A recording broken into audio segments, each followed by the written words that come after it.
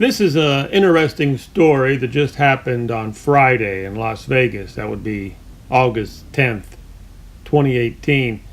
About 13 power poles came crashing down. Luckily, nobody was on the street. No vehicles were there, and nobody got hurt. Thank God. But what I found out is this happens more than you would ever think. And sometimes, well, you might be asking yourself, how do 13 power poles come crashing down? That's what we're going to talk about today. This happened close to Sunset Road and Valley View, in that area. So what happened here? Now, normally what happens is you have a big windstorm, and the windstorm brings down a power pole. But this is the interesting part of this story.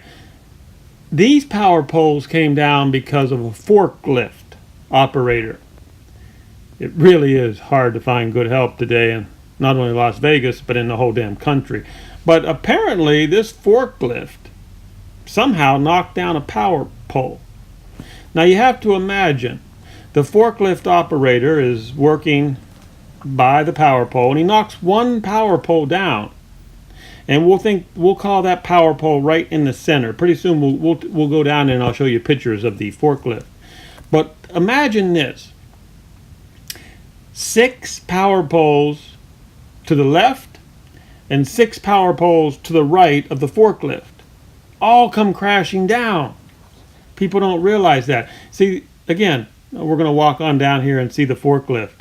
But these wires that connect the power poles, they're very heavy, a lot heavier than you think, and they must be really, really strong, because when that one power pole came crashing down, the forklift driver knocked it down. The tension and the torque which holds these wires together, it was like dominoes. The one power pole came crashing down right there by the forklift operator, and then it'd be like dominoes. Bam! Bam, bam, and then 6 power poles to the left or to the north, however you want to figure it, and 6 power poles to the south or to the right. They all came crashing down because of the tension and the strength of these wires. Look at this. Snap these power poles. I mean, it looks like almost like it was a hurricane. You would think this was like in a hurricane or something. But the reason why I think this story is so interesting is that if one power pole comes down, like in a windstorm, because I hear this happens a lot.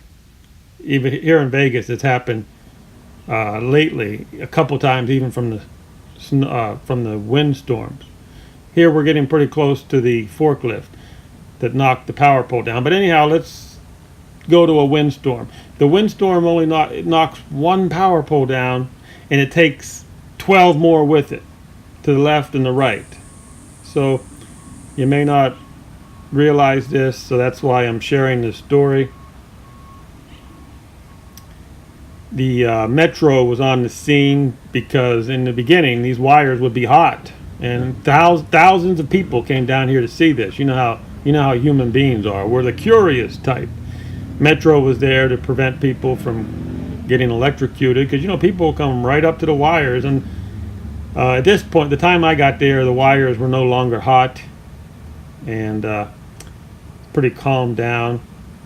I hear that they're going to have this up and running within a day. I mean, thousands and thousands of people are without power, and they'll be working day and night to get these power poles back up.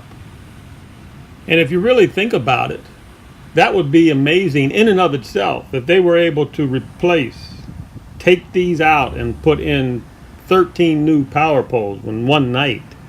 That would be amazing, an amazing feat. So here's the forklift that knocked the power pole down. I'm still trying to imagine or figure out how in the hell does a forklift knock down power pole. I guess maybe they were backing up. I don't know. You can see the big casinos up there. This is the south end of Las Vegas. As I said, it's also amazing that there was no vehicles driving down the road. Now, this is an industrial part of town, but can you imagine if a car was driving down there? I mean, it would have to be in the perfect spot, the perfect unlucky spot. And see that right there? That could, if that came crashing down through the roof of your car, not good. Now, there was a semi-truck. The semi-truck was entangled in the wires. Makes you wonder if there was a driver in the truck, and those wires would be hot. And supposedly, so we have to ascertain that possibly the forklift driver was loading things into the semi-truck, maybe. The future home of Telemundo. So we know where this is. This is going to be a huge building for Telemundo.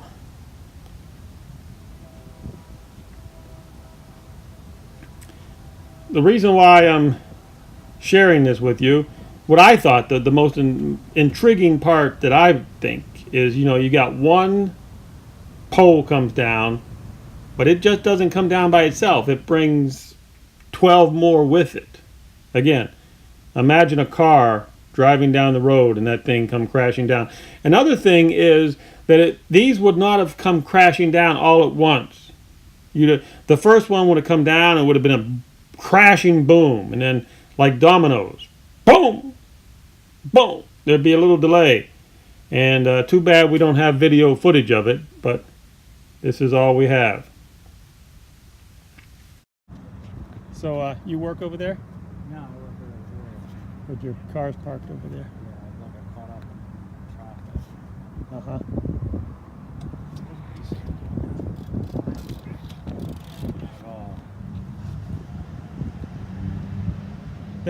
I hear they're going to be working on this all night, so probably maybe by the morning you can get your car out of here, huh? No, I can get it out. Can you? Yeah, I just got to drive on Sunset Boulevard, but I don't want to go over there until I know I can get it out. I see. Without jumping the curb. Maybe wait till the cops leave. Or go down that street and cut over. What a pain.